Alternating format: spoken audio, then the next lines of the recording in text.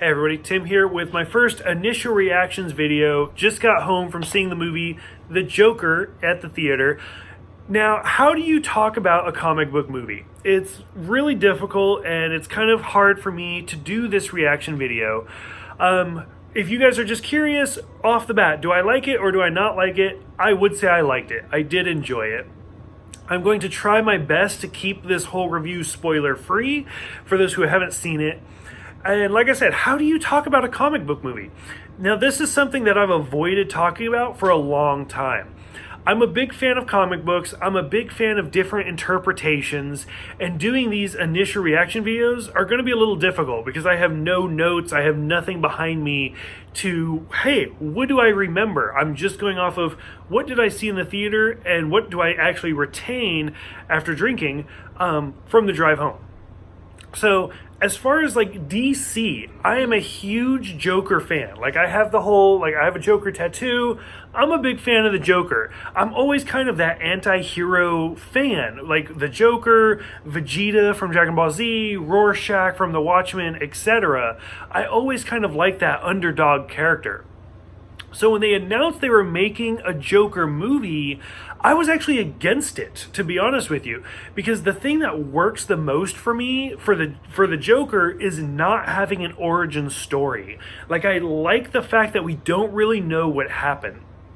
And if I have to pick an origin story, it's going to be Alan Moore's The Killing Joke, where he's a failed comedian trying to like help out his wife and kid, and then you have the whole Red Hood and everything. Now, when you start looking at like comic book lore and turning it into movies and TV shows and stuff like that, it's very difficult because it's never going to fit perfectly in the canon that you accept that you grew up with. So what I mean by that is everything is a what-if story or an Elseworld story, whether it be Smallville, whether it be Gotham, whether it be the Marvel movies. Now, it's not really a secret, I'm not a big fan of the DCEU movies, like the Man of Steel, Batman vs. Superman, all of that. But what I don't like is when people are like, oh, those movies are nothing like the comics. But then those fans turn around and look at the Marvel movies and they're like, they're great.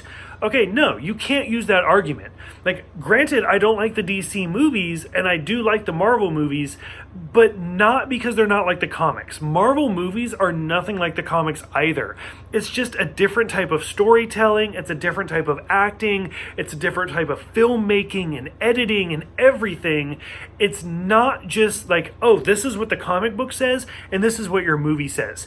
I will not judge them based off of that.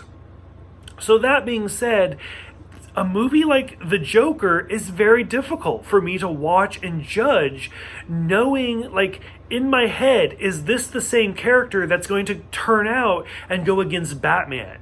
Like, it's not a secret, like, Joaquin Phoenix, his skin is not dyed white. He wears makeup. Is he going to fall into a vat of acid and become the Joker that we know of? I don't know. I couldn't tell you.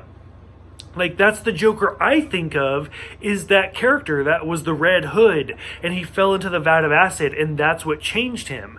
And that's kind of the Joker I've always accepted. Very like the Mark Hamill, the Batman the Animated Series, where he's not insane. Like, that's just who he is. There's a great episode of, like, Justice League Unlimited, where he's trying to trick, like, Ace from the playing cards game, and, like, he's like, oh, you can control people that are insane, and then he pulls out, like, the mental blocker because he's not insane. I loved that. I thought it was great. Now, to watch this movie, this is not who that Joker is. This is somebody that's different.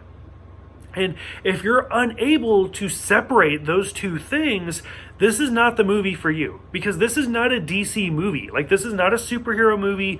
This is not an anti-villain movie. Like, this is nothing like that. So if that's what you're expecting, don't see it, because you probably won't like it.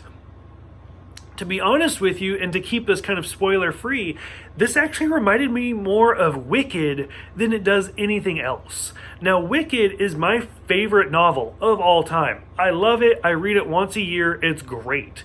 And I remember seeing the musical for the first time, going into it like, I'm so excited. Like, this is going to be great.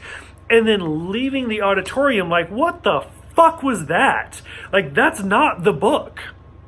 Because it's not. Like, the novel or the musical, for example, is very happy, and it's very like everybody lives happily ever after, and that's not what it's about.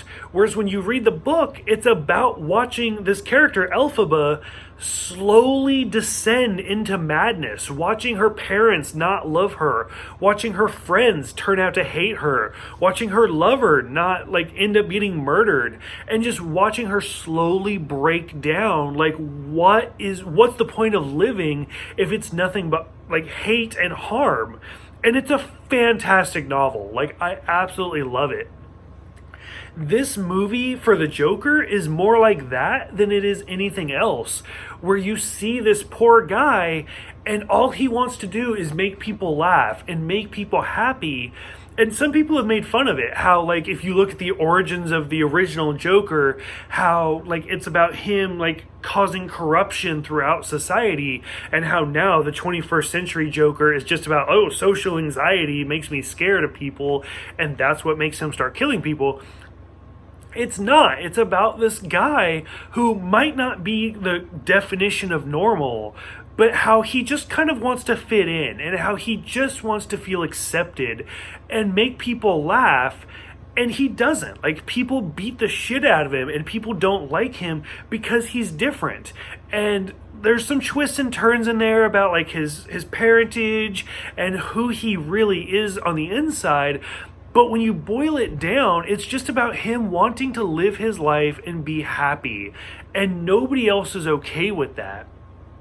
And it's a heartbreaking story. And I'm not going to lie, the first half of this movie is really slow. Like, it was difficult to get through slow. But when you finally get to that twist where, like, you know what? He's like, fuck it. Like, nobody's going to make me happy and nobody's going to accept me for who I am. So I have to accept myself. The movie changes. And that's where it really starts to get like this Requiem for a Dream type feel going on, where it's like very Darren Aronofsky, more than like a lot of people have compared it to Taxi Driver, which I get where they're coming from, but it's not Martin Scorsese feel. It's more of a Darren Aronofsky feel, even though Robert De Niro's in it, which Robert De Niro plays this great Johnny Carson type character where he's just like this game show host, like late night show, talk show host, and it's great. But when Joaquin Phoenix finally makes that breakthrough of nobody's going to accept me, so why should I please them?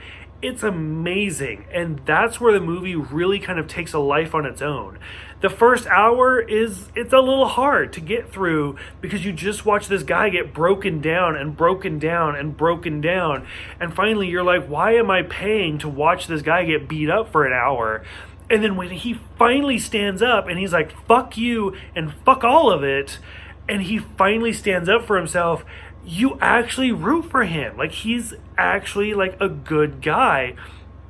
Although a bit disturbed, and I mean, clearly he's the Joker, he's like this sociopathic killer, but when he finally has enough, you can't help but kind of root for him. And it was a great transformation to watch him go from like, all I want to do is help people, to I'm going to help myself. And it's an interesting technique. It's an interesting filming technique. It's an interesting acting style. And Joaquin Phoenix lost a lot of weight. And like, there's scenes where like he's in his underwear just laughing, and you can clearly see how much weight he's lost and how sick he is. And it's really powerful to watch him go through these techniques. And like I said, you could, if you took away all of the DC, if you took away the Waynes, if you took away the fact that he's the Joker, if you took away Gotham City, and you just watch this movie with this guy getting broken down, it would still hold its own, where you get to those final scenes and he's like, here I am. I don't care if you accept me or not. Here I am. And it's really well done. It's a really strong filmatic technique where he's just dancing on the car like, hey, this is me, accept me or not, you can't stop me. And it's really great. It's really well done. That second half, the last parts of the movie. It's like I said, it's hard to get through the first part, but if you can, the payoff is really worth it. So my initial reaction, I did enjoy it. I did think it was really good. Could I ever see Joaquin Phoenix playing this Joker character against a Batman actor? Whether it be Michael Keaton, George Clooney, Val Kilmer, Robert Pattinson, Ben Affleck, Adam West. Who cares? Could I see him being that Joker against a Batman character? Potentially. I think in the right sort of filming universe, he could actually do it. Right away, probably not. Honestly, the continuity doesn't quite fit. The fact that we get a Joker roughly at least 10 to 15 years before Batman is ever created doesn't really sit well with me. But watching this character, watching Joaquin Phoenix's character kind of build throughout the movie is actually really well done. Even if you can suspend all of the DC belief out of it, I still think he did a terrific job. And it was really interesting to kind of watch this character study all the way through it. Realistically, I do hope that they get a sequel to this, because I would like to see him tie into more of the universe. So for those who did see the Joker, what did you think about his portrayal? What did you think about Joaquin Phoenix, his laugh, and all of the different characters in the background? I could probably talk a lot more about it, but I don't want to spoil too much of the movie for you guys. For those that want to talk about it more, go ahead and message me, and then let me know what you guys think, and if you would want to see a sequel to it. So thank you guys for everything. Thank you guys for subscribing, and I will see you guys next time for my initial reaction video.